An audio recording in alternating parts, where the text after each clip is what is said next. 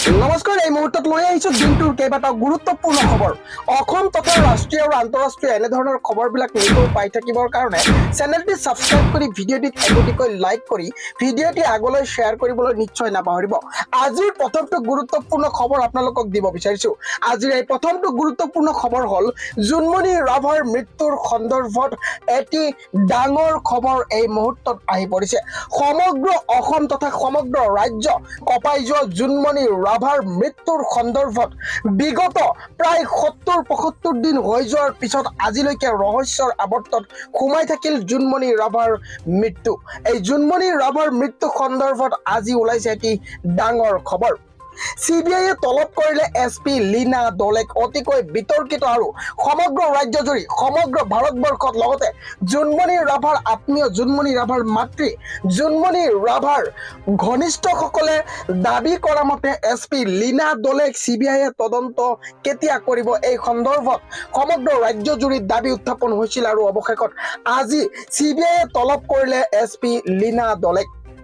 তলব কৰিছে তদানীন্তন 2 অতিৰিক্ত আৰক্ষী অধীক্ষক ৰুণা নেওগ আৰু ৰূপজ্যোতি কলিতাকো। এই সন্দৰ্ভত বৰ্তমান সময়ত আমাৰ হাতত আহি পৰা খবৰ অনুসৰি তলব কৰিছে তদানীন্তন 2 অতিৰিক্ত আৰক্ষী অধীক্ষক ৰুণা নেওগ আৰু ৰূপজ্যোতি কলিতাকো। উল্লেখযোগ্য যে ৰুণা নেওগৰ বিৰুদ্ধে উত্থাপন হৈছিল সমগ্ৰ ৰাজ্যজুৰি ৰুণা নেওগৰ বিৰুদ্ধে উত্থাপন হৈছিল যে জুনমনি ৰাভাৰ মৃত্যুৰ আঁৰত ৰুণা নেওগৰ হাত আছে বুলি।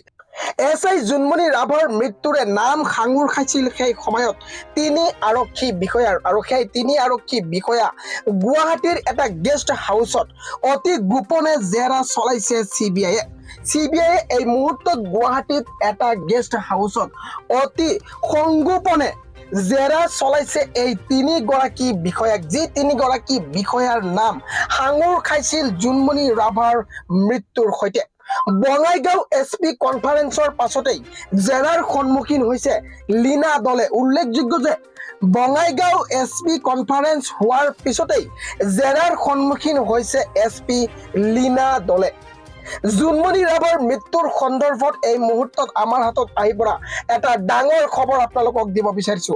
ভিডিঅ'টি প্ৰথমৰ পৰা শেষলৈকে চাব পাৰিলে এই ভিডিঅ'টি এতিয়াই শ্বেয়াৰ কৰি সমগ্ৰ বিশ্ব সমগ্ৰ অসমতেই এই ভিডিঅ'টি এতিয়াই ফৰৱাৰ্ড কৰি দিবলৈ নিশ্চয় নাপাহৰিব। জুনমনি ৰাভাৰ ন্যায়ৰ স্বাৰ্থত আপোনালোকে এই কামটো কৰিবলৈ নিশ্চয় অৱহেলা নকৰিব।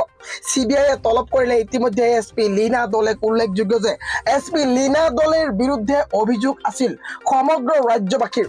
SP লীনা দলেৰ বিৰুদ্ধে অভিযোগ আছিল জুনমনি ৰাভাৰ মাতৃৰ, জুনমনি ৰাভাৰ ভাতৃৰ আৰু জুনমনি ৰাভাৰ মাহীয়েকৰ।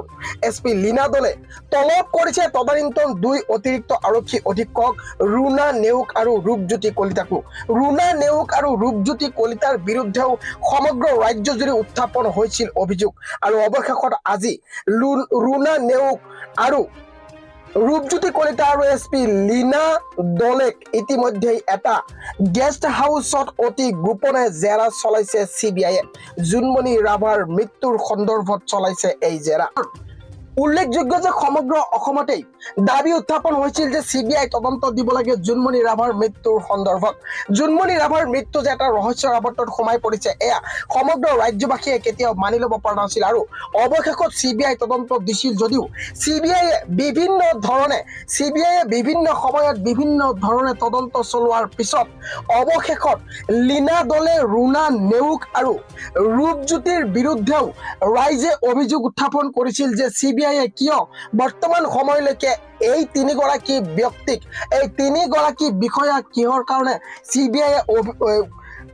CBI তদন্ত কৰা নাই, এই দাবী উত্থাপন হৈছিল। কিন্তু CBI নিজৰ ষ্টাইলত কাম কৰি যোৱা পৰিলক্ষিত হৈছিল, আৰু অৱশেষত CBI আজি এটা সংগোপনে এটা গোপনে এটা গেষ্ট হাউচত এই 3 গৰাকী অভিযুক্ত বিষয়াক আজি তলব কৰা বুলি আমাৰ হাতত আহি পৰিছে এই খবৰ। বৰ্তমান সময়ত আমাৰ হাতত জুনমনি ৰাভাৰ মৃত্যুৰ সন্দৰ্ভত এইখিনি আপডেট আপোনালোকক জনাবৰ কাৰণে যত্ন কৰিলোঁ। পৰৱৰ্তী সময়ত CBI কি ব্যৱস্থা হাতত লয়, পৰৱৰ্তী সময়ত জুনমনি ৰাভাৰ মৃত্যু ৰহস্যৰ আৱৰ্ততেই সোমাই থাকে নে ৰহস্য ফাদিল হয়, সেয়া হ'ব লক্ষণীয় বিষয়। আৰু পৰৱৰ্তী খবৰটো হ'ল শিৱসাগৰৰ ডিচি হ'ল 10ম শ্ৰেণীৰ ভাগ্যদীপ ৰাজগড় নামৰ এগৰাকী ছাত্ৰ। অনিল কাপুৰৰ অভিনীত জনপ্ৰিয় হিন্দী চলচ্চিত্ৰ নায়কৰ কাহিনী নিশ্চয় আপোনালোকৰ মনত আছে। আজি আমি আপোনালোকক যি ক'বলৈ ওলাইছো সেয়া কোনো হিন্দী চিনেমাৰ কাহিনী নহয়, এইখন অসমৰে বাস্তৱ ঘটনা। নায়কৰ দৰে এদিনৰ কাৰণে শিৱসাগৰ জিলা আয়ুক্তৰ দায়িত্ব গ্ৰহণ কৰিলে ডিমৰ এজন 10ম শ্ৰেণীৰ ছাত্ৰই। ডিমৰ বকতা বৰ্মা উচ্চ মাধ্যমিক বিদ্যালয়ৰ ছাত্ৰ ভাগ্যদীপ ৰাজগড়ে এদিনৰ বাবে শিৱসাগৰ জিলা আয়ুক্ত হিচাপে আজি দিনটোৰ বাবে দায়িত্ব গ্ৰহণ কৰে। শিৱসাগৰৰ বকতা বৰবাম উচ্চ মাধ্যমিক বিদ্যালয়ৰ ছাত্ৰ ভাগ্যদীপ ৰাজগড়ে আজি দেউৰিটিং চাহ বাগিচাৰ বৰলাইনৰ গৃহৰ পৰা আয়ুক্তৰ গাড়ীত উঠি আয়ুক্তৰ কাৰ্যালয়লৈ গৈ দিনটোৰ বাবে কাৰ্যালয়ৰ কাম কাজ চলাব। উল্লেখযোগ্য যে অসম চৰকাৰৰ আৰোহণ আঁচনিৰ অধীনত এদিনৰ বাবে জিলা উপায়ুক্তৰ দায়িত্ব গ্ৰহণ কৰা মেধাৱী ছাত্ৰগৰাকীৰ মেণ্টৰ হিচাপে থাকিব জিলা আয়ুক্ত আদিত্য বিক্ৰম যাদৱ। পৰৱৰ্তী খবৰটো হ'ল কটনত কোনে দেখুৱালে নাজী বাহিনীৰ প্ৰতীক। নাজী চেলুটেৰে নিজকে ফেচিষ্ট হিচাপে ঘোষণা একাংশ শিক্ষাৰ্থীৰ। অসমৰ আগশাৰীৰ বিশ্ববিদ্যালয় কটনত সংঘটিত হৈছে এক উদ্বেগজনক কাণ্ড। কটনত একাংশ ছাত্ৰই অনুসৰণ কৰিছে নাজীবাদ। কটনত অনুষ্ঠিত হোৱা MUN-এৰ এক অনুষ্ঠানৰ পিছত এই কথা স্পষ্ট হৈ পৰিছে। কটন বিশ্ববিদ্যালয়ত ছাত্ৰ ছাত্ৰীৰ এটা দলে হিটলাৰৰ নাজী জাৰ্মানীৰ প্ৰতীক কাৰ্ড লৈ ফটোৰ বাবে পষ্ট দিয়াৰ দৃশ্য ইতিমধ্যে সামাজিক মাধ্যমত বিয়পি পৰিছে। ফটোবোৰত ছাত্ৰ ছাত্ৰীসকলে হিটলাৰৰ নাজী বাহিনীয়ে ব্যৱহাৰ কৰা কুখ্যাত স্বস্তিকা চিহ্ন থকা কাৰ্ড প্ৰদৰ্শন কৰা দেখা গৈছে। অৱশ্যে কটন বিশ্ববিদ্যালয়ৰ MUN-এ ফটোসমূহৰ সৈতে এওঁলোকৰ সম্পৰ্ক থকাৰ কথা অস্বীকাৰ কৰিছে। কটন বিশ্ববিদ্যালয়ৰ MUN এক বিবৃতিত কয় যে কটন বিশ্ববিদ্যালয়ত হোৱা এই ঘটনা আনুষ্ঠানিক সমিতিৰ কাৰ্যবিধিৰ বাহিৰত, ই আমাৰ সন্মিলনক প্ৰতিনিধিত্ব নকৰে। লগতে বিবৃতিটোত কোৱা হৈছে যে আমি নাজী চেলুট বা কোনো ধৰণৰ হিংসাত্মক মতাদৰ্শক সমৰ্থন নকৰোঁ। উল্লেখযোগ্য যে দ্বিতীয় মহাসমৰৰ কালছোৱাত হিটলাৰৰ নেতৃত্বত জাৰ্মানীৰ নাজী বাহিনীয়ে সংঘটিত কৰিছিল মানৱতাৰ বিৰুদ্ধে হাজাৰ হাজাৰ অপৰাধ। হিটলাৰৰ নাজী জাৰ্মানীৰ অপৰাধৰ ভিতৰত আটাইতকৈ জঘন্য অপৰাধ আছিল দ্য হলকাষ্ট।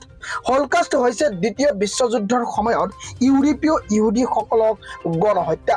কটনৰ দৰে এই এখন ঐতিহাসিক প্ৰগতিশীল চিন্তা চৰ্চাৰ বাকৰিত কেনেকৈ আৰু কাৰ প্ৰৰোচনাত এইদৰে ছাত্ৰ ছাত্ৰীসকলে ফেচিবাদৰ সমৰ্থনত উল্লাস প্ৰদৰ্শন কৰিবলৈ সাহস পালে, তাক লৈ এতিয়া বৌদ্ধিক মহলৰ মাজত প্ৰশ্নৰ উদ্বেগ হৈছে আৰু বৌদ্ধিক মহলে এই কাৰ্যক তীব্ৰ ভাষাৰে গৰিহণা জনাইছে।